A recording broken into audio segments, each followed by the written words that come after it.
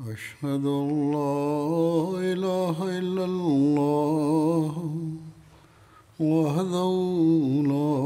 شريك له وأشهد أن محمدا عبده ورسوله أما بعد فأعوذ بالله من الشيطان الرجيم بسم الله الرحمن الرحيم الحمد لله رب العالمين الرحمن الرحيم مالك يوم الدين إياك نعبد وإياك نستعين اهدنا الصراط المستقيم صراط الذين أنعمت عليهم غير المغضوب عليهم ولا الضالين.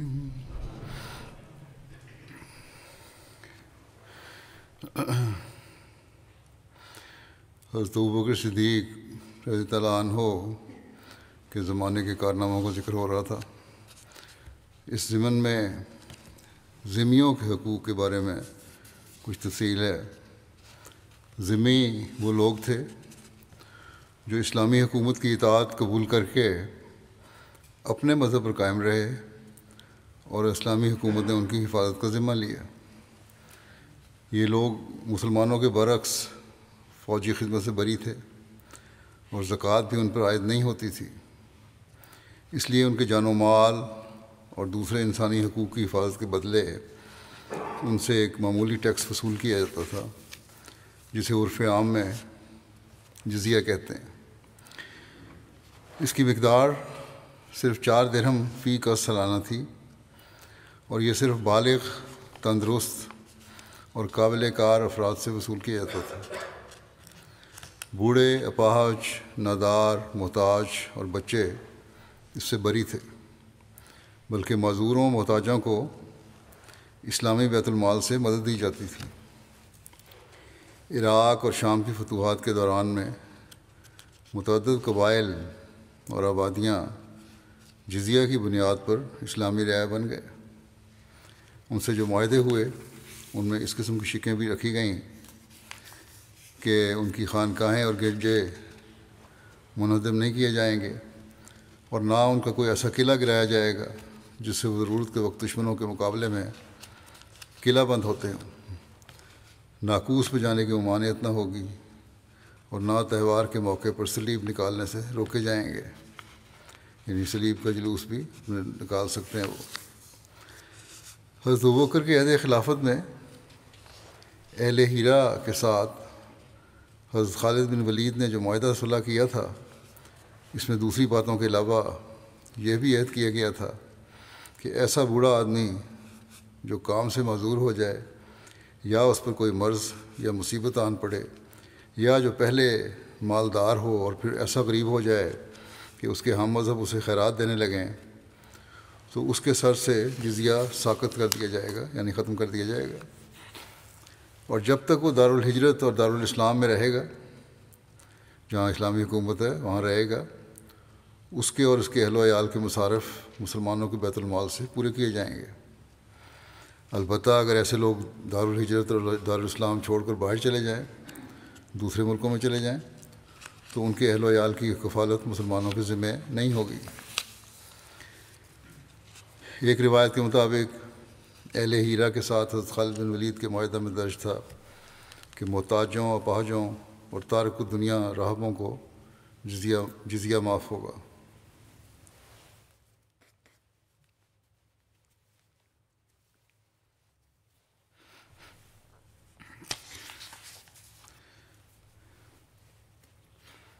پھر ایک جمع قرآن کا بہت بڑا کام ہے جو حضرت ابوبکر صدیق رضی اللہ عنہ کے زمانے میں ہوا. جمع قرآن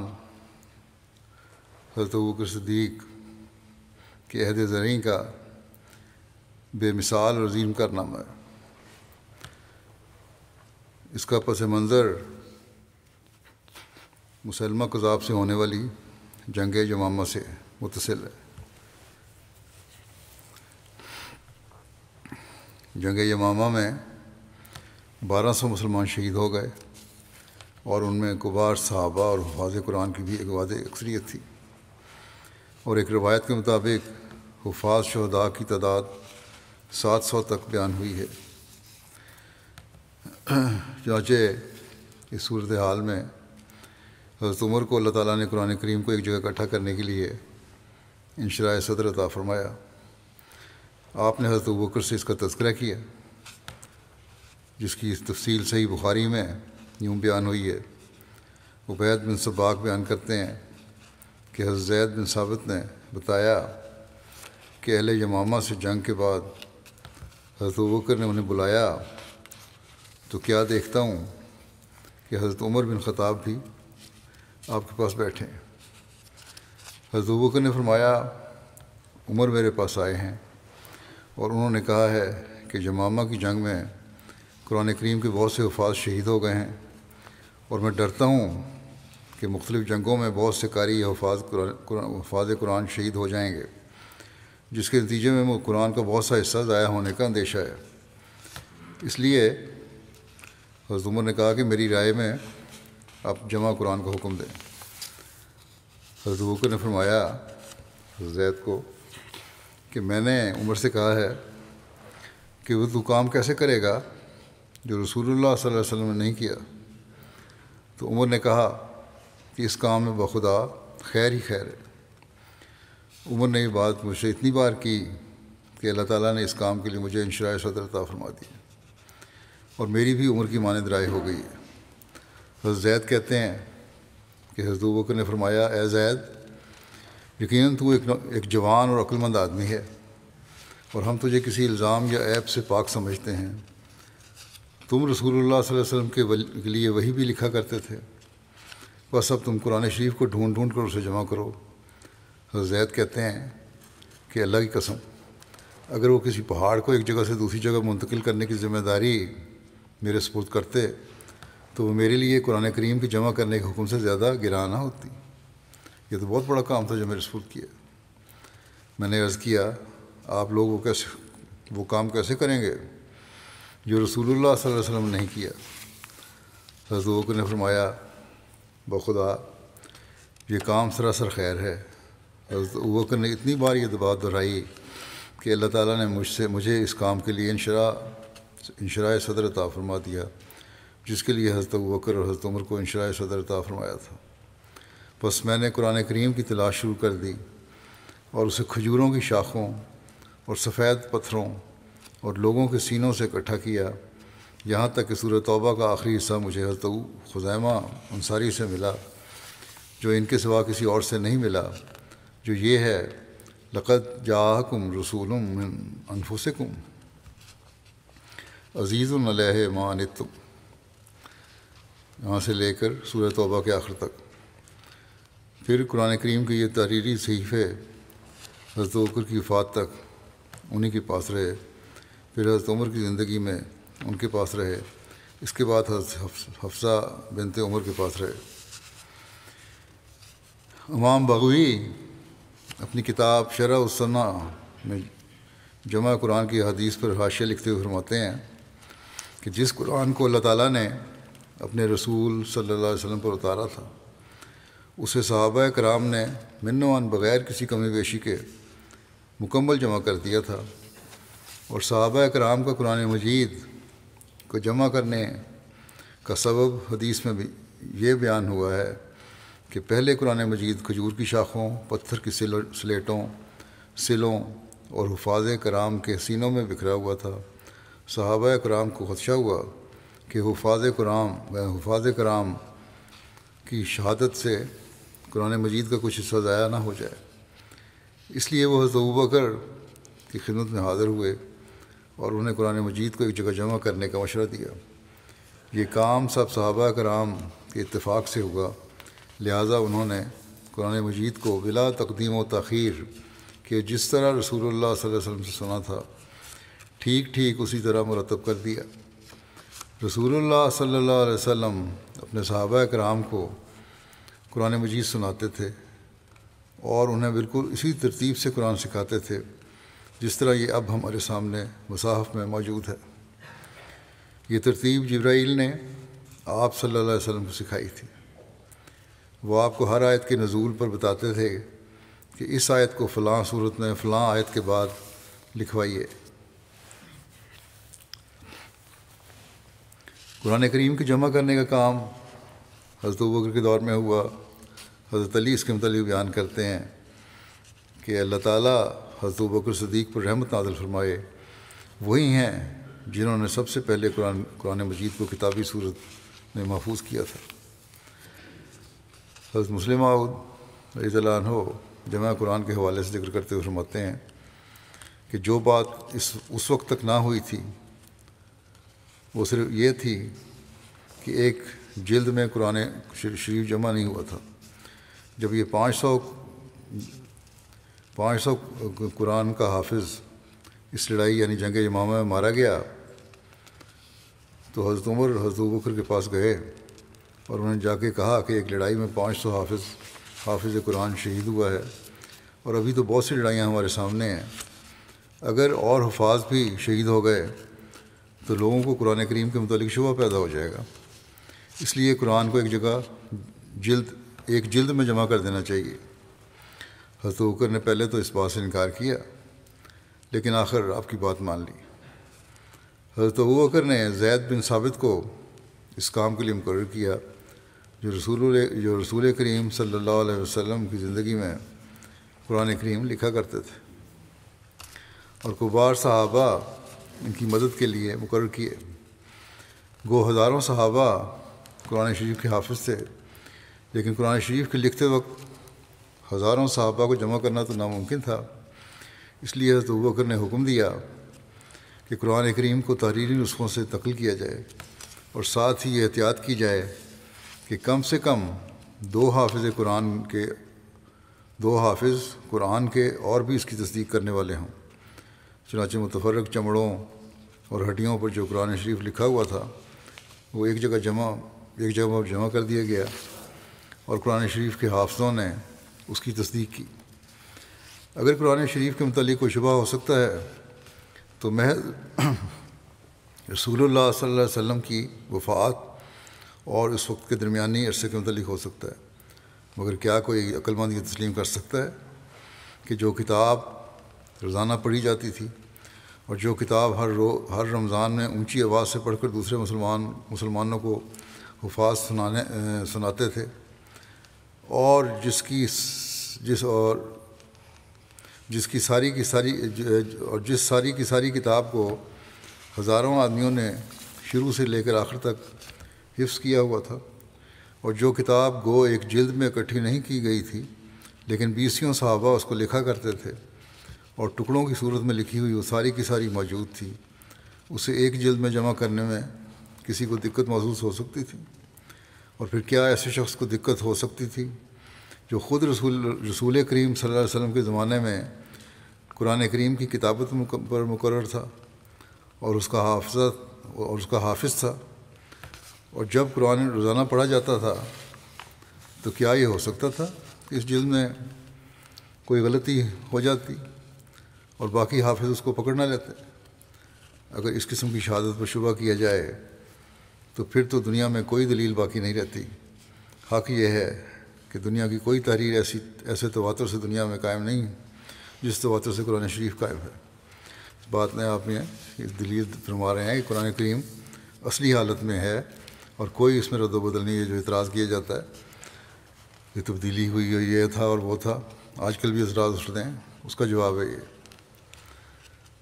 حضرت مسلم موعود ایک اعتراض کا جواب دیتے ہوئے فرماتے ہیں کہ ایک اعتراض یہ کیا جاتا ہے کہ رسول کریم صلی اللہ علیہ وسلم کے زمانے میں پورا قرآن نہ لکھا گیا تھا۔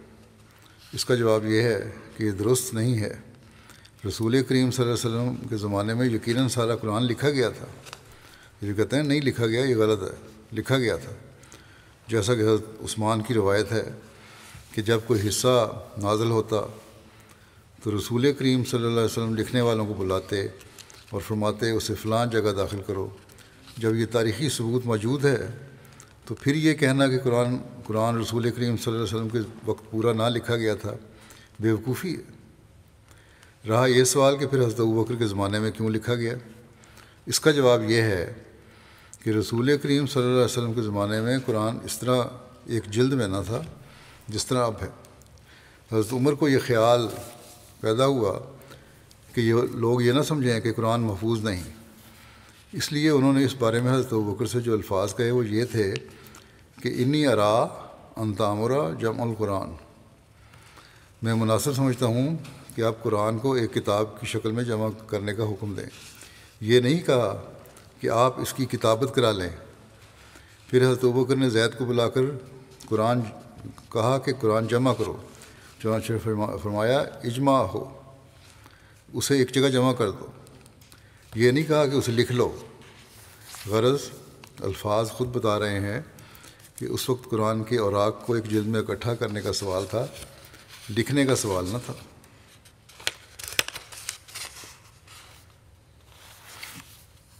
حضرت ابوبکر کے عہد خلافت میں قرآن کریم ایک جلد میں جمع کر دیا گیا، اور بعد میں حضرت عثمان کے عہد خلافت میں مزید پیش رفت یہ ہوئی کہ تمام عرب بلکہ تمام مسلم دنیا کو ایک قرأت پر جمع کر دیا گیا۔ چنانچہ حضرت عثمان کے دور میں قرآن کریم کی اشاعت کے حوالے سے حضرت مسلم بیان کرتے ہیں کہ حضرت ابوبکر کے بعد حضرت عثمان کے زمانے میں شکایت آئی کہ مختلف قبائل کے لوگ مختلف قرأتوں کے ساتھ قرآن کریم کو پڑھتے ہیں اور غیر مسلموں پر اس کا برا اثر پڑتا ہے۔ وہ سمجھتے ہیں کہ قرآن کریم کے کئی نسخے ہیں۔ اس قرأت سے مراد یہ ہے کہ کوئی قبیلہ کسی حرف کو زبر سے پڑھتا ہے، دوسرا زیر سے پڑھتا ہے، تیسرا پیش سے پڑھتا ہے، اور یہ بات سوائے عربی کے اور کسی زبان میں نہیں پائی جاتی۔ اس لیے عربی نہ جاننے والا آدمی جب یہ سنے گا تو وہ سمجھے گا یہ کچھ کہہ رہا ہے اور وہ کچھ کہہ رہا ہے، حالانکہ کہہ وہ ایک ہی بات رہے ہوں گے۔ بس اس فتنہ سے بچانے کے لیے حضرت عثمان نے یہ تجویز فرمائی کہ حضرت ابوبکر رضی اللہ عنہ کے زمانے میں جو نسخہ لکھا گیا تھا اس کی کاپیاں کروا لی جائیں اور مختلف ملکوں میں بھیج دی جائیں، اور حکم دے دیا جائے کہ بس اسی قرأت کے مطابق قرآن پڑھنا ہے اور کوئی قرأت نہیں پڑھنی۔ یہ بات جو حضرت عثمان نے کی بالکل معیوب نہ تھی۔ رسول کریم صلی اللہ علیہ وسلم کے زمانے میں عرب لوگ قبائلی زندگی بسر کرتے تھے، یعنی ہر قبیلہ دوسرے قبیلے سے الگ رہتا تھا، اس لیے وہ اپنی اپنی بولی کے عادی تھے، یعنی اپنا اپنا ان کا بولنے کا انداز تھا۔ لیکن رسول کریم صلی اللہ علیہ وسلم کے ہاتھ پر جمع ہو کر عرب لوگ متمدن ہو گئے، اور ایک عامی زبان کے بجائے عربی زبان ایک علمی زبان بن گئی۔ کثرت سے عرب کے لوگ پڑھنے اور لکھنے کے علم سے واقف ہو گئے، جس کی وجہ سے ہر آدمی خواہ کسی قبیلے سے تعلق رکھتا تھا اسی سہولت سے وہ لفظ ادا کر سکتا تھا جس طرح علمی زبان میں وہ بولا جاتا تھا، جو در حقیقت ملک کی زبان تھی۔ بس کوئی وجہ نہ تھی کہ جب سارے لوگ ایک علمی زبان کے عادی ہو چکے تھے انہیں پھر بھی اجازت دی جاتی کہ وہ اپنے قبائلی تلفظ کے ساتھ ہی قرآن شریف کو پڑھتے چلے جائیں اور غیر قوموں کے لیے ٹھوکر کا موجب بنیں۔ اس لیے حضرت عثمان نے ان حرکات کے ساتھ قرآن شریف کو لکھ کر جو مکہ کی زبان کے مطابق تھا سب ملکوں میں کاپیاں تقسیم کرا دیں، اور آئندہ کے متعلق حکم دے دیا کہ سوائے مکی لہجہ کے اور کسی قبائلی لہجے میں قرآن شریف نہ پڑھا جائے۔ اس امر کو نہ سمجھنے کی وجہ سے یورپ کے مصنف اور دوسری قوموں کے مصنف ہمیشہ یہ اعتراض کرتے رہتے ہیں کہ حضرت عثمان نے کوئی نیا قرآن بنا دیا تھا یا عثمان نے کوئی نئی تبدیلی قرآن کریم میں کر دی تھی، لیکن حقیقت وہ ہے جو بیان کی گئی ہے۔ حضرت مسیح علیہ الصلوۃ والسلام فرماتے ہیں کہ قرآن بلا شبہ وہی مطلوب ہے، اور یہ پورے کا پورا یہاں تک کہ نقطے اور حروف بھی قطعی متواتر ہیں، اور اللہ تعالیٰ نے اس سے کمال اہتمام کے ساتھ فرشتوں کی حفاظت میں نازل فرمایا ہے۔ پھر اس کے بارے میں تمام قسم کے اہتمام کرنے میں نبی کریم صلی اللہ علیہ وسلم نے کوئی دقیقہ فروگزاشت نہیں کیا، اور آپ نے اپنی آنکھوں کے سامنے ایک ایک آیت جیسے وہ قرآن نازل ہوتا رہا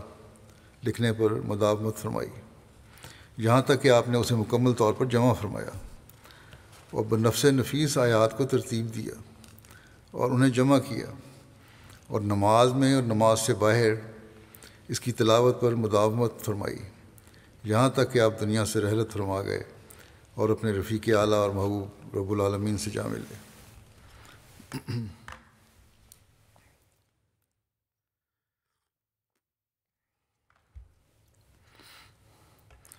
پھر اس کے بعد حضرت فرماتے ہیں کہ پھر اس کے بعد خلیفہ اول حضرت ابوبکر صدیق رضی اللہ عنہ نے اس کی تمام صورتوں کو نبی کریم صلی اللہ علیہ وسلم سے سنی ہوئی ترتیب کے مطابق جمع کرنے کا اہتمام فرمایا۔ پھر حضرت ابوبکر صدیق رضی اللہ عنہ کے بعد اللہ تعالیٰ نے خلیفہ ثالث حضرت عثمان رضی اللہ تعالیٰ عنہ کو توفیق عطا فرمائی، تو آپ نے لغت قریش کے مطابق قرآن کو ایک قرات میں جمع کیا اور اسے تمام ملکوں میں پھیلا دیا۔ یہ سوال ہے کہ صحیفہ صدیقی کب تک محفوظ رہا، جو آپ نے حضرت ابوبکر صدیق نے لکھوایا تھا، کب تک محفوظ رہا؟ اس بارے میں لکھا ہے کہ حضرت ابوبکر صدیق نے حضرت زید بن ثابت کے ذریعے جس قرآن کریم کو ایک جلد میں مرتب کروایا اس کو صحیفہ صدیقی بھی کہا جاتا ہے۔ یہ حضرت ابوبکر صدیق کے پاس آپ کی وفات تک رہا، اس کے بعد حضرت عمر کے پاس آ گیا، اور حضرت عمر نے ام المومنین حضرت حفصہ کے سپرد کر دیا، اور یہ ارشاد فرمایا کہ کسی شخص کو نہ دیا جائے، البتہ جس کو نقل کرنا یا اپنا نسخہ صحیح کرنا ہو وہ اس سے فائدہ اٹھا سکتا ہے۔ چنانچہ حضرت عثمان نے اپنے عہد خلافت میں حضرت حفصہ سے عاریۃً لے کر چند نسخے نقل کروائے، اور پھر وہ نسخہ حضرت حفصہ کو واپس لوٹا دیا۔ جب 54 ہجری میں مروان مدینہ کا حاکم ہوا تو اس نے اس نسخے کو حضرت حفصہ سے لینا چاہا، لیکن حضرت حفصہ نے انکار کر دیا۔ حضرت حفصہ کے انتقال کے بعد مروان نے حضرت عبداللہ بن عمر سے لے کر اس کو ضائع کر دیا۔ لیکن حضرت عثمان پہلے محفوظ کروا چکے تھے اس کو۔ حضرت ابوبکر صدیق نے سب سے پہلے جو کام سر انجام دیے یا جو کارنامے سب سے پہلے ان کی ذات کے ساتھ وابستہ ہیں انہیں اولیات ابوبکر کا نام دیا گیا ہے۔ مختلف باتیں ہیں جنہوں نے جو ان کے کام تھے جو سب سے پہلے انہوں نے انجام دیے۔ آپ سب سے پہلے اسلام لائے، دوسرے یہ کہ مکے میں آپ کے اپنے گھر کے سامنے سب سے پہلے مسجد بنائی، پھر تیسرا یہ ہے کہ مکے میں رسول اکرم صلی اللہ علیہ وسلم کی حمایت میں سب سے پہلے قریش مکہ سے قتال کیا، چوتھا یہ کہ سب سے پہلے متعدد غلاموں اور باندیوں کو جو اسلام لانے کی پاداش میں ظلم و ستم کا شکار تھے خرید کر آزاد کیا، پانچواں یہ سب سے پہلے قرآن کریم کو ایک جلد میں جمع کیا، چھٹا یہ سب سے پہلے انہوں نے قرآن کا نام مصحف رکھا، سب سے پہلے ساتواں یہ کہ سب سے پہلے خلیفہ راشد قرار پائے، آٹھواں یہ کہ رسول اللہ صلی اللہ علیہ وسلم کی زندگی میں سب سے پہلے امیر الحج مقرر ہوئے، نواں یہ کہ رسول اللہ صلی اللہ علیہ وسلم کی زندگی میں سب سے پہلے نماز میں مسلمانوں کی امامت کی، دسواں یہ کہ اسلام میں سب سے پہلے بیت المال قائم کیا، گیارہ یہ کہ اسلام میں سب سے پہلے خلیفہ ہیں جن کا مسلمانوں نے وظیفہ مقرر کیا، بارہواں یہ کہ سب سے پہلے خلیفہ جنہوں نے اپنا جانشین نامزد کیا، حضرت ابو عمر کو آپ نے نامزد فرمایا تھا، تیرہواں یہ کہ وہ پہلے خلیفہ ہیں جن کی بیعت خلافت کے وقت ان کے والد حضرت ابو قحافہ زندہ تھے، چودہواں یہ کہ وہ سب سے پہلے شخص جنہیں اسلام میں کوئی لقب رسول اللہ صلی اللہ علیہ وسلم نے عطا فرمایا، پندرہواں یہ کہ سب سے پہلے شخص جن کی 4 پشتوں کو شرف صحابیت حاصل ہے، ان کے والد صحابی حضرت ابو قحافہ، حضرت ابوبکر خود صحابی، ان کے بیٹے حضرت عبدالرحمن بن ابوبکر اور ان کے پوتے حضرت محمد بن عبد الرحمن بن ابو بکر، یہ سب صحابہ تھے۔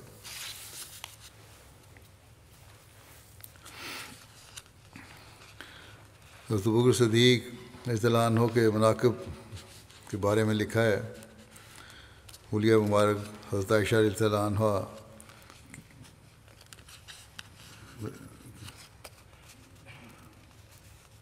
ان کے بارے میں مروی ہے، حضرت عائشہ سے مروی ہے، ان کے بارے میں مروی ہے، یعنی ان کے حوالے سے بات کی گئی ہے کہ انہوں نے ایک عربی شخص کو دیکھا جو پیدل چل رہا تھا،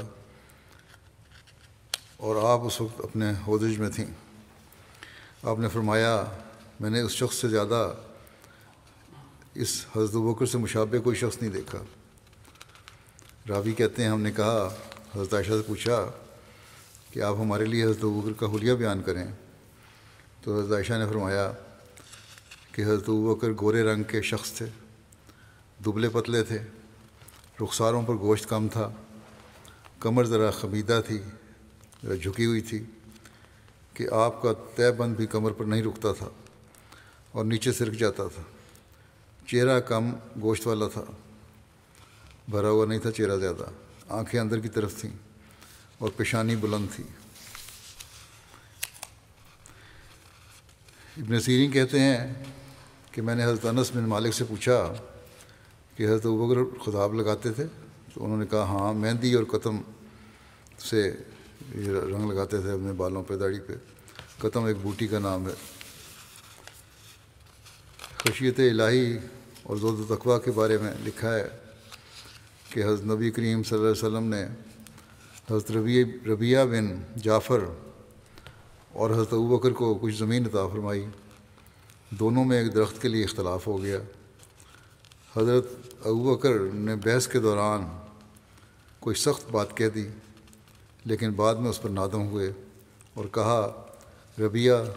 تم بھی مجھے کوئی ایسی سخت بات کہہ دو تاکہ وہ اس کا قصاص ہو جائے، جس طرح میں نے بات کی سختی تم بھی کہہ دو مجھے۔ لیکن انہوں نے انکار کر دیا، حضرت ربیعہ نے۔ وہ دونوں نبی کریم صلی اللہ علیہ وسلم کی خدمت میں حاضر ہوئے، سارا واقعہ بیان کیا۔ اس پر آپ صلی اللہ علیہ وسلم نے فرمایا کہ ربیعہ تم سخت جواب نہ دو، لیکن یہ دعا دو غفر اللہ لکا یا ابا بکر، اے ابو بکر اللہ تم سے درگزر فرمائے۔ اس پر انہوں نے ایسا ہی کیا۔ حضرت ابوبکر یہ بات جب سنی تو اس کا اس قدر اثر ہوا کہ وہ زارو قطار روتے ہوئے واپس لوٹے۔ ایک روایت میں ہے کہ حضرت ابوبکر صدیق نے ایک پرندہ دیکھا جو ایک درخت پر تھا۔ آپ نے کہا اے پرندے تجھے خوشخبری ہو، اللہ کی قسم میں چاہتا ہوں کہ میں تمہاری مانند ہوتا۔ تم درخت پر بیٹھتے ہو اور پھل کھاتے ہو اور پھر اڑ جاتے ہو، تم پر کوئی حساب ہوگا اور نہ ہوئی کوئی عذاب۔ اللہ کی قسم میں چاہتا ہوں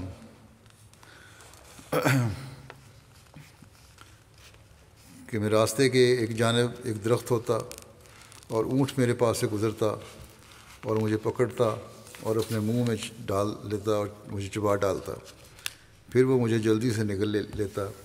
پھر اونٹ مجھے مینگنے کی صورت میں باہر نکالتا اور میں انسان نہ ہوتا۔ حضرت مسلم موعود رضی اللہ عنہ سورۃ النباء کی آیت نمبر 41 وَيَقُولُ الْكَافِرُ یا لیتنی كُنتُ تُرَابًا، اور کافر کہے گا اے کاش میں خاک ہو چکا ہوتا، کی تفسیر کرتے ہوئے بیان فرماتے ہیں کہ بعض مسلمان فرقے صحابہ کے بغض میں اس قدر بڑھ گئے ہیں کہ وہ کہتے ہیں کہ حضرت ابوبکر موت کے وقت یہی فکرہ کہتے تھے، بس ان کا کفر ثابت ہے۔ یعنی وہ پڑھا کرتے تھے وَيَقُولُ الْكَافِرُ یا لیتنی كُنتُ تُرَابًا، حضرت ابوبکر پڑھتے تھے، کافر کہے گا کہ یہاں لفظ ہے نا، تو اس لیے وہ کافر ہوئے، نعوذ باللہ۔ حضرت مسلم فرماتے ہیں حالانکہ اگر یہ روایت ثابت ہو، اگر یہ سچی بات ہے اور یہ آیت حضرت ابوبکر کے متعلق ہو، تو ابوبکر کے ایمان کے لحاظ سے اس کے یہ معنی ہوں گے کہ کفار کی باتوں کا منکر، یعنی ابوبکر یہ کہے گا کہ کاش میرے ساتھ خدا تعالیٰ کا معاملہ ایسا ہی ہوتا کہ نہ وہ میرے نیک اعمال کا بدلہ دیتا اور نہ میری غلطیوں کی سزا دیتا۔ اور یہ فکرہ ایک مومن کامل کا فکرہ ہے۔ حدیثوں میں تو خود رسول کریم صلی اللہ علیہ وسلم متعلق بھی آتا ہے کہ آپ یہ فرمایا کرتے تھے کہ میں اپنے اعمال کی وجہ سے بخشا نہیں جاؤں گا، بلکہ اللہ تعالیٰ کے فضل سے بخشا جاؤں گا۔ کافر کا لفظ اس جگہ طنزاً استعمال ہوا ہے، اور مراد یہ ہے کہ یہ لوگ اسے کافر کہتے ہیں جو جنگ میں رسول کریم صلی اللہ علیہ وسلم کے سب سے زیادہ قریب ہوتا تھا، اور جس نے اپنا سارا مال رسول اللہ صلی اللہ علیہ وسلم پر قربان کر دیا تھا، اور 11 سال کی بیٹی آپ سے بیاہ دی تھی، جبکہ آپ کی عمر 55 سال کی تھی، اور ہجرت میں آپ کے ساتھ تھا، جبکہ سارے مکے کے مقابلے میں آپ صرف ابوبکر کو ساتھ لے کر کھڑے ہو گئے تھے۔ قرآن کریم طنزاً کہتا ہے کہ یہ قربانیاں دینے والا شخص تو کافر ہے، مگر وہ لوگ، اگر یہ سمجھا جائے گا ابوبکر متعلق بھی یہ آیت تو یہ طنزاً لفظ استعمال ہوا ہے، یہ قربانیاں دینے والا شخص تو کافر ہے، مگر وہ لوگ جنہوں نے اس کے اعمال کے مقابلے میں کوئی نسبت بھی عمل کی نہیں دکھائی وہ مومن بنتے پھرتے ہیں۔ حضرت ابوبکر کی وفات کے وقت جب قریب آیا تو انہوں نے حضرت عائشہ سے فرمایا، اے میری بیٹی، تو جانتی ہے کہ لوگوں میں سب سے زیادہ محبوب اور عزیز تم ہو مجھے، اور میں نے اپنی فلاں جگہ کی زمین تمہیں ہبہ کی تھی، اگر تم نے اس پر قبضہ کیا ہوتا اور اس کے نفع سے استفادہ کیا ہوتا تو وہ یقیناً تمہاری ملکیت میں تھی، لیکن اب وہ میرے تمام وارثوں کی ملکیت ہے۔ میں پسند کرتا ہوں کہ تم وہ واپس لوٹا دو، وہ ہبہ واپس لوٹا دو، کیونکہ اس پہ قبضہ تم نے نہیں کیا، اور میری زندگی میں وہ زمین میرے استعمال میں ہی رہی، تاکہ وہ میری ساری اولاد میں اللہ کی کتاب کے مطابق تقسیم ہو جائے، اور میں اپنے رب سے اس حالت میں ملوں کہ میں نے اپنی اولاد میں سے کسی کو دوسرے پر فضیلت نہیں دی ہوگی۔ اس پر حضرت عائشہ نے عرض کیا، آپ کے حکم کی حرف بحرف تعمیل کی جائے گی۔ اسرائیل کا جو واقعہ بیان کرنے لگا ہوں میں، یہ پہلے بھی ذکر ہو چکا ہے، لیکن آپ کے مناقب کے ضمن میں بھی یہاں ذکر کرتا ہوں دوبارہ۔ جب خلافت کی رضا آپ کو اللہ تعالیٰ نے پہنائی تو اس وقت کا ذکر ہے کہ اگلے دن حضرت ابوبکر جو کپڑے کی تجارت کرتے تھے، خلیفہ منتخب ہونے کے بعد حسب معمول کندھے پر کپڑوں کے تھان رکھ کر بازار کی طرف روانہ ہوئے۔ راستے میں حضرت عمر اور حضرت ابو عبیدہ سے ملاقات ہوئی۔ انہوں نے کہا، خلیفہ رسول صلی اللہ علیہ وسلم کہاں تشریف لے جا رہے ہیں؟ حضرت ابوبکر نے فرمایا، بازار۔ انہوں نے کہا، آپ مسلمانوں کے حاکم ہیں، چلیے ہم آپ کے لیے کچھ وظیفہ مقرر کر دیں۔ واپس چلیں، وظیفہ مقرر کر دیں گے، کوئی ضرورت نہیں تجارت کی۔ علامہ ابن سعد نے وظیفے کی تفصیل یہ بیان کی ہے کہ ان کو 2 چادریں ملتی تھیں، جب وہ پرانی ہو جاتی تھیں تو انہیں واپس کر کے دوسری لیتے تھے۔ سفر کے موقع پر سواری اور خلافت سے پہلے جو خرچ تھا اسی کے موافق اپنے اور اپنے متعلقین کے لیے خرچ لیتے تھے۔ حضرت مسلم موعود رضی اللہ عنہ فرماتے ہیں کہ حضرت ابوبکر تمام عالم اسلام کے بادشاہ تھے، مگر ان کو کیا ملتا تھا؟ پبلک کے روپیہ کے وہ محافظ تھے، مگر خود اس روپیہ پر کوئی تصرف نہیں رکھتے تھے۔ بے شک حضرت ابوبکر رضی اللہ عنہ بڑے تاجر تھے، مگر چونکہ ان کو کثرت سی عادت تھی کہ جو ہی روپیہ آیا خدا تعالیٰ کی راہ میں دے دیا، اس لیے ایسا اتفاق ہوا کہ جب رسول کریم صلی اللہ علیہ وسلم کی وفات ہوئی اور آپ خلیفہ ہوئے تو اس وقت آپ کے پاس نقد روپیہ نہیں تھا۔ خلافت کے دوسرے ہی دن آپ نے کپڑوں کی گٹھری اٹھائی اور اسے بیچنے کے لیے چل پڑے۔ حضرت عمر رضی اللہ عنہ راستے میں ملے تو پوچھا، کیا کرنے لگے ہیں؟ انہوں نے کہا کہ آخر میں نے کچھ کھانا تو ہوا، اگر میں کپڑے نہیں بیچوں گا تو کھاؤں گا کہاں سے؟ حضرت عمر رضی اللہ عنہ نے کہا، یہ تو نہیں ہو سکتا، اگر آپ کپڑے بیچتے رہے تو خلافت کا کام کون کرے گا؟ حضرت ابوبکر رضی اللہ عنہ نے جواب دیا کہ اگر میں یہ کام نہیں کروں گا تو پھر گزارا کس طرح ہوگا؟ حضرت عمر رضی اللہ عنہ نے کہا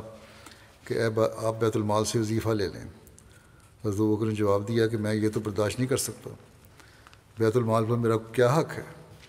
حضرت عمر رضی اللہ عنہ نے کہا کہ جب قرآن کریم نے اجازت دی ہے کہ دینی کام کرنے والوں پر بیت المال کا روپیہ صرف ہو سکتا ہے تو آپ کیوں نہیں لے سکتے؟ چنانچہ اس کے بعد بیت المال سے ان کا وظیفہ مقرر ہو گیا مگر اس وقت کے لحاظ سے وہ وظیفہ صرف اتنا تھا جس سے روٹی کپڑے کی ضرورت پوری ہو سکے۔ ابن ابی ملیکہ بیان کرتے ہیں کہ حضرت ابوبکر کے ہاتھ سے اگر لگام چھوٹ کر گر جاتی تو آپ اپنی اونٹنی کو بٹھاتے اور وہ لگام اٹھاتے۔ ان سے کہا گیا کہ آپ نے ہمیں کیوں حکم نہیں دیا تا ہم آپ کو پکڑا دیتے؟ حضرت ابوبکر فرماتے، میرے محبوب صلی اللہ علیہ وسلم نے مجھے اس بات کا حکم دیا تھا کہ میں لوگوں سے کسی چیز کا سوال نہ کروں۔ اس حد تک احتیاط کرتے تھے۔ بس مسلم معود بیان فرماتے ہیں کہ رسول کریم صلی اللہ علیہ وسلم نے ایک دفعہ مسجد میں بعض لوگوں کی آواز سنی کہ ابو بکر کو ہم پر کون سی زیادہ فضیلت حاصل ہے، جیسے کہ نیکی کے کام وہ کرتے ہیں اسی طرح نیکی کے کام ہم کرتے ہیں۔ رسول کریم صلی اللہ علیہ وسلم نے یہ سنا تو فرمایا، اے لوگو، ابو بکر کو فضیلت نماز اور روزوں کی وجہ سے نہیں ہے بلکہ اس نیکی کی وجہ سے ہے جو اس کے دل میں ہے۔ جو دل میں ان کی نیکی ہے اور جو عقیدت ہے آن وسلم سے اور جو خوف ہے اللہ تعالیٰ کا، جو خشیت ہے، وہ اس معیار کی ہے کہ ان کو تب فضیلت ہے تمہارے پہ، اور اس کے مطابق ان کا عمل بھی ہے، پھر صرف دل میں نہیں ہے۔ حضرت مسیح علیہ السلام نے ایک آیت قرآن کی تفسیر بیان فرماتے ہوئے حضرت ابوبکر کا مقام و مرتبہ یوں بیان فرمایا ہے کہ اللہ تعالیٰ نے یہاں فرمایا کہ تو عبادت کرتا رہے جب تک کہ تجھے یقین کامل کا مرتبہ حاصل نہ ہو اور تمام حجاب اور ظلماتی پردے دور ہو کر یہ سمجھ میں آ جاوے کہ اب میں وہ نہیں ہوں جو پہلے تھا، بلکہ اب تو نیا ملک، نئی زمین، نیا آسمان ہے اور میں بھی کوئی نئی مخلوق ہوں۔ یہ حیات ثانی وہی ہے جس کو صوفی بقا کے نام سے موسوم کرتے ہیں۔ جب انسان اس درجے پر پہنچ جاتا ہے تو اللہ تعالیٰ کی روح کا نفخ بھی اس میں ہوتا ہے، ملائکہ کا اس پر نزول ہوتا ہے۔ یہی وہ راز ہے جس پر پیغمبر خدا صلی اللہ علیہ وسلم نے حضرت ابوبکر رضی اللہ تعالیٰ عنہ کی نسبت فرمایا کہ اگر کوئی چاہے کہ مردہ میت کو زمین پر چلتا ہوا دیکھے تو وہ ابو بکر کو دیکھے، اور ابو بکر کا درجہ اس کے ظاہری اعمال سے ہی نہیں بلکہ اس بات سے ہے جو اس کے دل میں ہے۔ حضرت ابو سعید خدری بیان کرتے ہیں کہ ایک مرتبہ وہ لوگ رسول اللہ صلی اللہ علیہ وسلم کے ساتھ کسی سفر پر روانہ ہوئے اور جب پڑاؤ کیا تو مختلف ٹولیوں میں تقسیم ہو گئے، کوئی کسی کے ساتھ، کوئی کسی کے ساتھ۔ حضرت ابو سعید خدری بیان کرتے ہیں کہ میں نے حضرت ابوبکر کی رفاقت میں پڑاؤ کیا۔ ہمارے ساتھ بادیہ نشینوں میں سے ایک دیہاتی آدمی بھی تھا۔ ہم بادیہ نشینوں کے جس گھر میں ٹھہرے ان کی ایک عورت امید سے تھی۔ اس بدوی نے اس عورت سے کہا کہ کیا تمہاری خواہش ہے کہ تمہارے ہاں بیٹا پیدا ہو؟ اگر تو مجھے ایک بکری دے دے تو تمہارے ہاں بیٹا پیدا ہوگا۔ اس عورت نے اس کو بکری دے دی۔ اس بدوی نے ایک وزن کے کئی ہم کافیہ الفاظ اس کے سامنے پڑھے، کچھ اپنا جنتر منتر پڑھا اس کے سامنے، پھر اس نے بکری ذبح کی، اور جب لوگ کھانے کے لیے بیٹھے تو ایک آدمی نے کہا کہ کیا آپ کو معلوم بھی ہے کہ یہ بکری کیسی ہے؟ پھر اس نے اس کو سارا قصہ سنایا، کس طرح اس عورت سے اس نے یہ کہہ کے بکری لی تھی کہ تمہارے یہاں بیٹا پیدا ہوگا، میں اس پہ دعا پڑھوں گا۔ تو راوی کہتے ہیں کہ میں نے حضرت ابوبکر کو دیکھا، آپ بھی وہاں تھے کھانا کھانے والوں میں شامل، آپ سخت بیزاری کا اظہار کرتے ہوئے اپنے حلق میں انگلیاں ڈال کر اس کو نکال رہے تھے، یعنی کہہ کر کے نکال رہے کھانا، ایسا کھانا جو شرک ہے، جس پہ کا ذریعہ بنا ہو، وہ میں نہیں کھا سکتا۔ حضرت عائشہ رضی اللہ عنہا بیان فرمایا کہ حضرت ابوبکر کا ایک غلام تھا، وہ انہیں کمائی لا کر دیتا تھا اور حضرت ابوبکر اس کی کمائی سے کھایا کرتے تھے۔ ایک دن وہ کوئی چیز لایا، حضرت ابوبکر نے اس سے کھایا۔ غلام نے ان سے کہا کہ کیا آپ جانتے ہیں کہ یہ کیا ہے؟ حضرت ابوبکر نے پوچھا یہ کیا ہے؟ اس نے کہا میں نے زمانہ جاہلیت میں ایک شخص کے لیے کہانت کی تھی، اور میں کہانت کا علم اچھی طرح نہیں جانتا تھا سوائے اس کے کہ میں نے اس کو دھوکہ دیا۔ وہ مجھ کو ملا تو اس نے مجھے اس کے بدلے کچھ دیا، سو یہ وہ ہے جس سے آپ نے کھایا ہے۔ تحفہ لے آیا تھا یا پکا کے چیز لے آیا کرتا تھا کبھی کبھی، تو حضرت ابوبکر نے اپنا ہاتھ گلے میں داخل کیا اور جو کچھ پیٹ میں تھا سب کہہ کر دیا۔ میں کہا ایسا حرام کھانا میں نہیں کھا سکتا۔ حضرت عبداللہ بن عمر سے روایت ہے کہ رسول اللہ صلی اللہ علیہ وسلم نے فرمایا جو غرور سے اپنا کپڑا گھسیٹ کر چلا تو اللہ روز قیامت اس کی طرف نظر اٹھا کر نہیں دیکھے گا۔ حضرت ابوبکر نے کہا میرے کپڑے کی ایک طرف ڈھیلی رہتی ہے سوائے اس سے کہ میں اس کا خاص خیال رکھوں۔ رسول اللہ صلی اللہ علیہ وسلم نے فرمایا تم تو غرور سے ایسا نہیں کرتے۔ حضرت مسیح علیہ السلام فرماتے ہیں ایک مرتبہ حضرت صلی اللہ علیہ وسلم نے فرمایا کہ جن کا تہہ بند نیچے کو ڈھلکتا ہے وہ دوزخ میں جائیں گے۔ حضرت ابوبکر رضی اللہ تعالیٰ عنہ یہ سن کر رو پڑے کیونکہ ان کا تہہ بند بھی ویسا تھا۔ آپ صلی اللہ علیہ وسلم نے فرمایا کہ تو ان میں سے نہیں ہے، غرض نیت کو بہت بڑا دخل ہے اور حفظ مراتب ضروری شے ہے۔ پھر رسول اللہ صلی اللہ علیہ وسلم کی کامل اطاعت اور فرمانبرداری اور عشق رسول اور رسول اللہ صلی اللہ علیہ وسلم کے لیے غیرت کا ذکر ہے۔ ایک دن حضرت عائشہ گھر میں حضرت صلی اللہ علیہ وسلم سے کچھ تیز تیز بول رہی تھیں کہ اوپر سے ان کے ابا یعنی حضرت ابوبکر تشریف لائے۔ یہ حالت دیکھ کر ان سے رہا نہ گیا اور اپنی بیٹی کو مارنے کے لیے آگے بڑھے کہ تم خدا کے رسول کے آگے اس طرح بولتی ہو۔ حضرت صلی اللہ علیہ وسلم نے یہ دیکھتے ہی باپ بیٹی کے درمیان حائل ہو گئے اور حضرت ابوبکر کی متوقع سزا سے حضرت عائشہ کو بچا لیا۔ جب حضرت ابوبکر چلے گئے تو رسول کریم صلی اللہ علیہ وسلم نے حضرت عائشہ سے ذرائع مذاق فرمایا دیکھا آج ہم نے تمہیں تمہارے ابا سے کیسے بچایا۔ کچھ دنوں کے بعد حضرت ابوبکر دوبارہ تشریف لائے تو حضرت صلی اللہ علیہ وسلم کے ساتھ حضرت عائشہ ہنسی خوشی باتیں کر رہی تھیں۔ حضرت ابوبکر کہنے لگے کہ دیکھو تم نے اپنی لڑائی میں تو مجھے شریک کیا تھا، اب خوشی میں بھی شریک کر لو۔ اس پر رسول اللہ صلی اللہ علیہ وسلم نے فرمایا ہم نے شریک کیا۔ حضرت عقبہ بن حارث بیان کرتے ہیں کہ میں نے حضرت ابوبکر کو دیکھا، انہوں نے حضرت حسن کو اٹھایا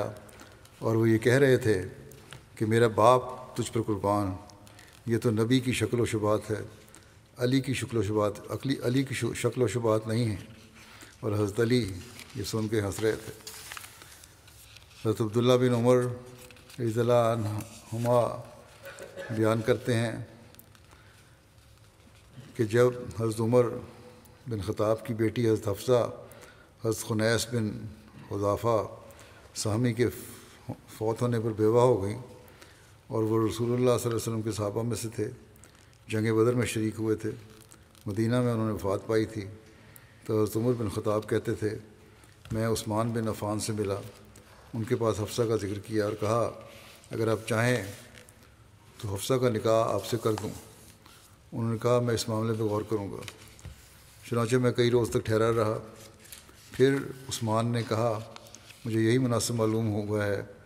کہ میں ان دنوں شادی نہ کروں۔ حضرت عمر کہتے تھے پھر میں حضرت ابوبکر سے ملا اور کہا اگر آپ چاہیں تو میں حفصہ کا نکاح آپ سے کیے دیتا ہوں۔ حضرت ابوبکر خاموش ہو گئے اور مجھے کچھ جواب نہ دیا۔ عثمان کی نسبت حضرت عمر کہتے ہیں کہ عثمان کی نسبت میں ان سے زیادہ رنجیدہ خاطر ہوا۔ پھر میں کچھ راتیں ٹھہرا رہا۔ اس کے بعد رسول اللہ صلی اللہ علیہ وسلم نے حفصہ سے نکاح کا پیغام بھیجا اور میں نے آپ صلی اللہ علیہ وسلم سے ان کا نکاح کر دیا۔ پھر حضرت ابوبکر مجھ سے ملے اور کہا شاید آپ مجھ سے ناراض ہو گئے ہیں، جب آپ نے حفصہ کو ذکر کیا اور میں نے کچھ جواب نہ دیا۔ میں نے کہا کہ ہاں اس طرح ہی ہے۔ تو انہوں نے کہا کہ دراصل جو بات آپ نے پیش کی تھی اس کی نسبت آپ کو جواب دینے سے مجھے نہیں روکا تھا، مگر اس بات نے کہ مجھے علم ہو چکا تھا کہ رسول اللہ صلی اللہ علیہ وسلم حفصہ سے نکاح کرنا چاہتے ہیں، اور میں ایسا نہیں تھا کہ رسول اللہ صلی اللہ علیہ وسلم کا یہ منشا ظاہر کرتا، یعنی آپ کو بتاتا کہ اس طرح وسلم کا منشا ہے، اس لیے میں چپ ہو گیا یا انکار کر دیا۔ اور حضرت صلی اللہ علیہ وسلم اگر کہتے ہیں اگر حضرت صلی اللہ علیہ وسلم اس رشتے کو چھوڑ دیتے تو میں ضرور قبول کر لیتا آپ کا یہ بیٹی کا رشتہ۔ حضرت علی کا حضرت ابوبکر کو خراج عقیدت پیش کرنا، اس کے بارے میں لکھا ہے کہ حضرت ابن عباس رضی اللہ عنہما سے روایت ہے کہ انہوں نے کہا میں ان لوگوں میں کھڑا تھا جنہوں نے حضرت عمر بن خطاب کی وفات کے بعد ان کے لیے دعا کی جب کہ انہیں تختے پر رکھ دیا گیا۔ اتنے میں کیا دیکھتا ہوں کہ ایک شخص نے میرے پیچھے سے آ کر اپنی کونی میرے کندھے پر رکھ دی، کہنے لگا اللہ تم پر رحم کرے، مجھے تو یہی امید تھی کہ اللہ تمہیں بھی ہمارے دونوں ساتھیوں کے ساتھ ہی دفن کرے گا،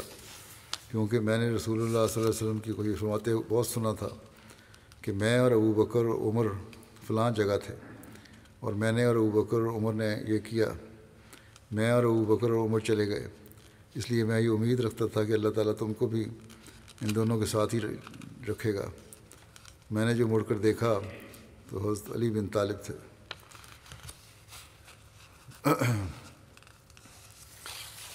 باقی انشاءاللہ آئندہ بیان ہوگا۔